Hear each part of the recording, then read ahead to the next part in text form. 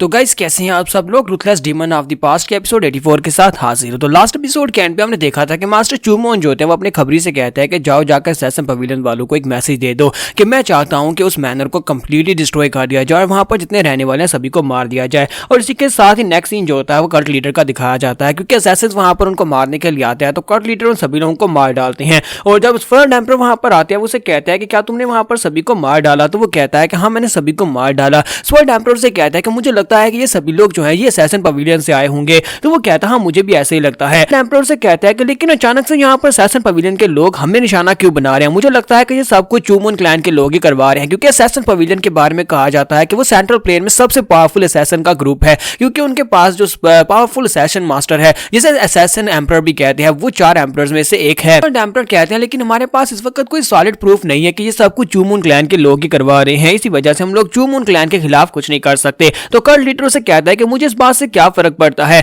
लेकिन मुझे लगता है कि अगर यहाँ पर कोई भी दोबारा इस मैनर के ऊपर अटैक करने के लिए आएगा जहां पर एक छोटा बच्चा रहता है, मैं उन लोगों को बिल्कुल भी नहीं छोड़ूंगा। वो स्वामी के बारे में बात कर रहा था और साथ ही दोनों वहां पर बहुत ज्यादा गुस्सा हो जाते हैं। दोनों अपनी अपनी पावर्स को रिलीज करते हैं और कहते हैं अगर कोई भी यहाँ पर अटैक करने के लिए आएगा जिस घर में छोटा बच्चा है तो हम लोग उनको बिल्कुल भी नहीं छोड़ेंगे, उनको ढूंढ ढूंढ कर मारेंगे। और इसी के साथ ही नेक्स्ट सीन जो होता है मास्टर डोंगफेंग फा का दिखाया जाता है कि मास्टर डोंगफेंग जख्मी हालत में एक पेड़ के पास बैठे होते हैं और इसी के साथ उनके अपने डिमोनिक कल्ट का एक साथी उनके सामने आकर खड़ा होता है। तो वो उसे कहते हैं देखो तो जरा यहाँ पर कौन आया है। तो वो उसे कहता है कि तुम भी सब में इन्वॉल्व हो ही गए। तो मास्टर डोंगफेंग उसे कहता है कि तुम सिल्वर शैडो कॉर्प्स के लीडर हो, क्या तुम्हें पता है कि सिल्वर शैडो कॉर्प्स को खुद कल्ट लीडर ने बनाया था और तुम्हें यहाँ पर खुद ही उन्होंने इस टीम का लीडर भी बनाया था, इसका कैप्टन बनाया था, लेकिन इसके बावजूद तुम यहाँ पर हमारे कल्ट लीडर हो, यहाँ पर धोखा दे रहे हो। तुम उनको धोखा कैसे दे सकते हो, तुम्हें तो उनका वफादार रहना चाहिए था, तुम यहाँ पर ऐसा बिल्कुल भी नहीं कर सकते। मैं तो ये सोच भी नहीं सकता था कि तुम भी ये करोगे। तो वो उसे कहता है कि तुम यहाँ पर समझ नहीं पा रहे, तुम्हें नहीं लगता कि यहाँ पर सिर्फ और सिर्फ स्ट्रॉन्ग लोग ही सर्वाइव कर पाते हैं,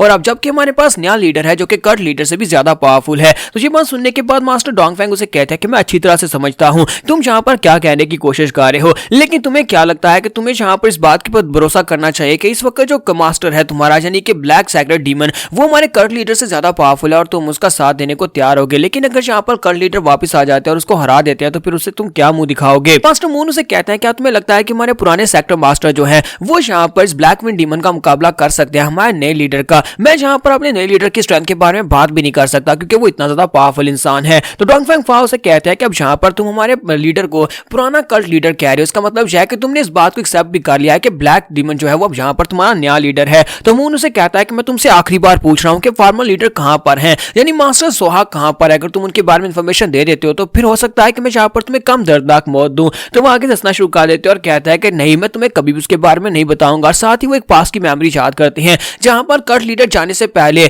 वो उसे रोक रहे होते हैं और उसे कहते हैं कि प्लीज रुक जाओ, तुम जहां पर से छोड़कर मत जाओ, क्योंकि अगर तुम जहां पर से चले जाओगे तो पूरे कल्ट को कौन संभालेगा, जहां पर तो बहुत सारे सेक्टर्स हैं। तो वो उसे कहता है कि तुम मेरे एडवाइजर और मुझे लगता है कि तुम जहां पर ये सब कुछ कर लोगे, तुम मेरे दोस्त हो और मुझे पता है कि तुम अकेले ये सब कुछ संभाल सकते हो। मुझे कुछ बहुत इंटरेस्टिंग पता चला है, शुई चैंग के पास एक मैनर के अंदर कुछ इंटरेस्टिंग है, मुझे वो देखने के लिए वहां पर जाना है। और इसी के साथ ही वो उसे कहता है कि मुझे तुम्हारे पर भरोसा है। तो मास्टर डोंगफेंग फा उसकी बात सुनने के बाद खामोश हो जाते हैं और कहते हैं कि इसने मुझे पर भरोसा जाहिर किया है तो फिर मुझे यहाँ पर इसको भरोसे को तोड़ना नहीं है। और इसी के साथ ही यहाँ पर इन फिर से प्रेजेंट में आता है जहाँ पर मास्टर डोंगफा कहते हैं कि ऐसा बिल्कुल भी नहीं होगा, अगर तुम यहाँ पर मुझे मारना चाहते हो तो फिर मार डालो। तो वो कहता है कि हाँ क्यों नहीं, मुझे नहीं लगता कि तुम यहाँ पर इतनी आसानी से मारने वाले हो और तुम यहाँ पर पुराने कल्ट लीडर के साथ बहुत ज्यादा वफादार हो, तो फिर तुम्हारा मरना तो जायज है। और वो अपनी तलवार घुमाकर वहीं पर उसको मार डालता है, उसकी गर्दन काट देता है। तो जैसे वहां पर वो मास्टर डोंगफेंग को मार देता है तो सिल्वर ग्रुप के जो साथी होते हैं वो सारे सोल्जर्स कहते हैं कि हमारे कैप्टन ने जहाँ पर मास्टर डोंगफेंग को मार दिया जो कि हमारे कल्ट के एडवाइजर थे। कि कैप्टन उन लोगों से कहता है कि अपनी बकवास बंद करो और सभी लोग यहाँ पर अब नए कल्ट लीडर को मानते हैं, सभी लोग जल्दी से उन दोनों को ढूंढो जो यहाँ पर जेल तोड़कर भागे हैं।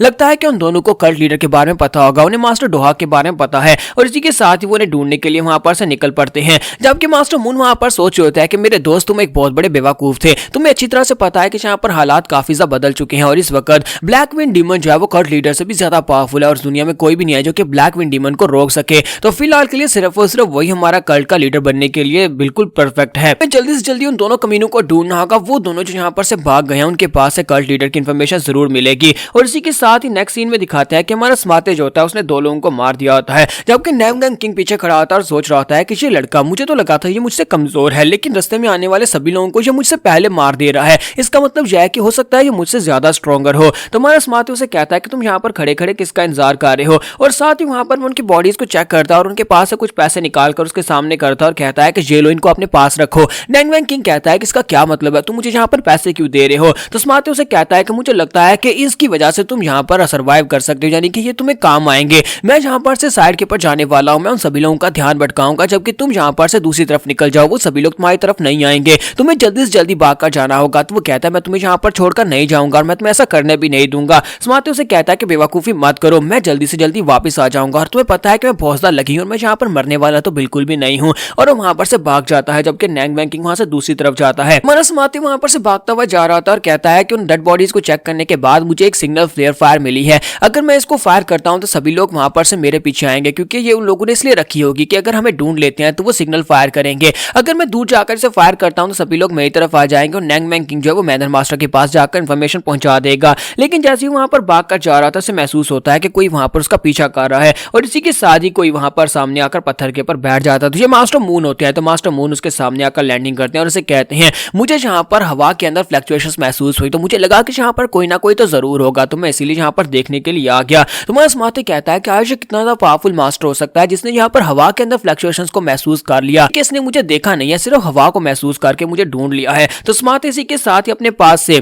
अपने ब्लेड को निकालने लगता है। तो वो उसे कहता है कि अपने ब्लेड को वापस रख लो, क्योंकि तुम मुझसे फाइट नहीं कर पाओगे। तुम्हारा स्मार्टी उसे कहता है कि इस बात का क्या मतलब है, और इसी के साथ उसकी बॉडी के ऊपर एक कट लग जाता है, उसे पता भी नहीं चलता और उसकी तलवार जो होती है उसकी बॉडी के ऊपर फिर भी जाती है। तुम्हारा स्मार्टी भी इस बात से काफी हैरान होता है, क्योंकि उसका सामने एक टफ ओपोनेंट के साथ हुआ, एक बहुत ही पावरफुल ओपोनेंट जो कि तलवारबाजी का भी काफी ज्यादा माहिर है। उसी के साथ ही हमारा स्मार्टी पीछे की तरफ हटता है, बड़ी तेजी के साथ पीछे की तरफ जंप करता है ताकि उसके मजीद अटैक्स को अवॉइड कर सके। तो वो उसे कहता है कि लगता है कि अब यहाँ पर मैं यहीं पर मरने वाला हूँ, लेकिन आखिर तुम हो कौन, पहले अपने बारे में तो बताओ। तो उसी के साथ ही उसे अपने बारे में बताता है, जबकि हमारा स्मार्टी चिल्ला चिल्ला कर उसे कह रहा था कि शुक्र है कि मैंने यहाँ पर टाइम रहते हुए उस अटैक को डॉज कर लिया, वरना तुमने तो मेरी बॉडी को काट ही दिया था। जबकि मास्टर मून वहां पर सोच लेता है कि मुझे पूरा यकीन है कि मेरी तलवार ने उसकी बॉडी को कट लगाया था, लेकिन इसके बावजूद ये बच कैसे गया, इसकी बॉडी के ऊपर इतना गहरा कट क्यों नहीं लगा। स्मार्टी चिल्लाकर उसे कहता है कि बेकार इंसान कहीं कि तुम यहाँ पर मुझे मारने के लिए आए हो, क्या तुम्हें पता भी है कि हमारे मैनर मास्टर कौन है, अगर वो यहाँ पर होते तो फिर तुम मेरे सामने यहाँ पर बिल्कुल भी खड़े नहीं हो पाते। इसी के साथ ही मास्टर मून उसे कहता है कि तुम यहाँ पर काफी इंटरेस्टिंग बातें करते हो, लेकिन क्या तुम्हें लगता है कि तुम यहाँ पर सिर्फ धमकियां देकर मुझसे बच जाओगे, और अगर तुम यहाँ पर मेरा नाम जानना चाहते हो तो फिर तुम्हें यहाँ पर दूसरी दुनिया में जाकर कार से ही मेरा नाम पूछना होगा। और इसी के साथ वो सामने से गायब हो जाते हैं। स्मार्टी कहता है कि वो कहां पर चला गया, और वो बड़ी तेजी के साथ उसके पीछे पहुंच जाते हैं और पीछे पहुंचने के बाद अपनी तलवार घुमाकर स्मार्टी के ऊपर अटैक करते हैं। हमारा स्मार्टी जो होता है फिर से अपनी स्पीड को यूज करते हुए उसके अटैक को अवॉइड कर लेता है। तो वो उसे कहता है कि लड़के तुम्हारी स्पीड काफी ज्यादा अच्छी है, क्या तुम्हें लगता है कि तुम यहाँ पर बार बार मेरे अटैक्स को अवॉइड कर पाओगे। और फिर से उसके ऊपर अपनी तलवार से स्लैश लगाते हैं, लेकिन स्मार्टी फिर से अटैक को अवॉइड कर लेता है। तो हमारा स्मार्टी कहता है कि मुझे लगता है कि यहाँ पर मेरे अटैक्स यानी मेरी मूवमेंट्स को प्रिडिक्ट कर रहा है, इसे पता है कि आगे मैं कहां पर मूव करने वाला हूं, और से उसी जगह के ऊपर अटैक करता है। तो यहाँ पर हम लोग अपनी एपिसोड 84 का एंड करेंगे। नेक्स्ट एपिसोड में देखेंगे क्या हमारा स्मार्टी यहाँ पर मास्टर मून से बच पाएगा या नहीं। तो एपिसोड की एक्सप्लेनेशन अच्छी लगी हो तो कमेंट करके जरूर बताइएगा और वीडियो को लाइक करना मत भूलिएगा। Thank you.